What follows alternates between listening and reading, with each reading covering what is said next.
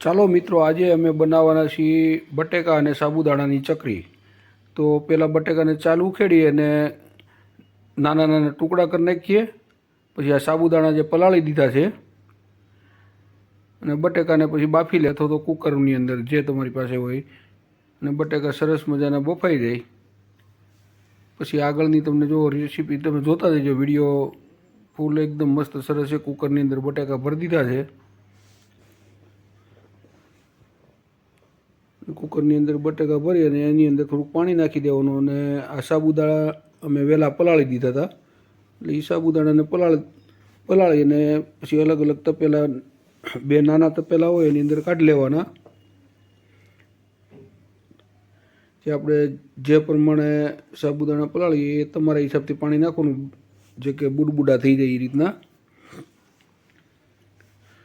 એટલે આ રીતના નાના તપેલાની અંદર કાઢી લેવાના. અને એક તરફ આ જે બટેકા હતા એ બાફવા માટે મૂકી દીધેલા છે. એને જે પ્રમાણે આપણે બફાઈ જાય એ પ્રમાણે 2-4 વિસલ થવા દેવાની.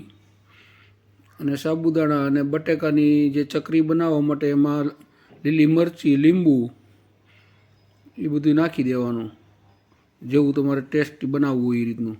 અને એક બાજુ જે સાબુદાણા હતા પલાળેલા એને પણ ગરમ કરવા મૂકી દીધા છે. એટલે સાબુદાણા ગરમ થઈ જાય. પછી જે આદુ મરચાં અને જે કાંઈ હતું એની પેસ્ટ બનાવી લીધી મિક્સરની અંદર.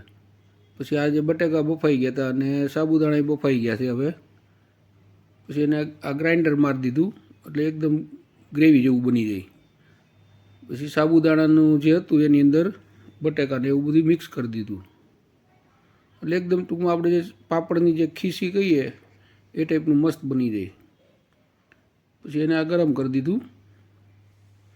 પછી જે આદુ મરચીની પેસ્ટ બનાવી હતી આપણે, આ મરચીને એવું નાખીને, એ આપણે જે પ્રમાણે તીખાશ બનાવી એ રીતનું, અને મરી અને લીંબુ એ બધું મિક્સ કરી દેવાનું. સરસ મજાનું ટેસ્ટી બની જાય. તમે આની અંદર મરી મસાલા જે કાંઈ તમને ભાવતા હોય નાખી શકો, નમક ને છે, પછી કોઈ બીજા મસાલા તમારે જે ટાઈપનો ફ્લેવર લાવવો હોય એ રીતનું. પછી એ બધું એક કોથળીની અંદર ભરીને અને કોન જેવું બનાવી લેવાનું. કોન બનાવી અને કોથળીને ખૂણા ઉપરથી કાપી અને આ રીતનું તમારે જે શેપમાં બનાવવું એ રીતનું. અમે તો લાંબી પટ્ટી બનાવી છે આ રીતની.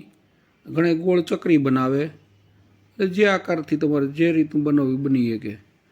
અને એકદમ ખાવામાં બહુ મસ્ત ટેસ્ટફુલ બને. આ તમે જોઈ રહ્યા છો કે આની અંદર બહુ સારું. ઘણા પેલા સેવ પાડવાળા હંચાની અંદર પણ પાડે છે, પણ એમાં બહુ ટાઈમ જાજો લાગે ભરવાનો નાન તેન.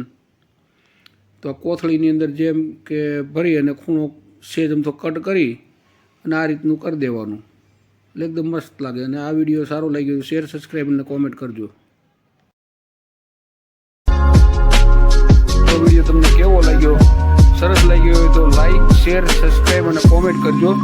તમે આ ચેનલ ઉપર નવા હોય તો સબસ્ક્રાઈબ કરી દેજો અને કોમેન્ટ કરજો તમને આ વિડીયો કેવો લાગ્યો. તો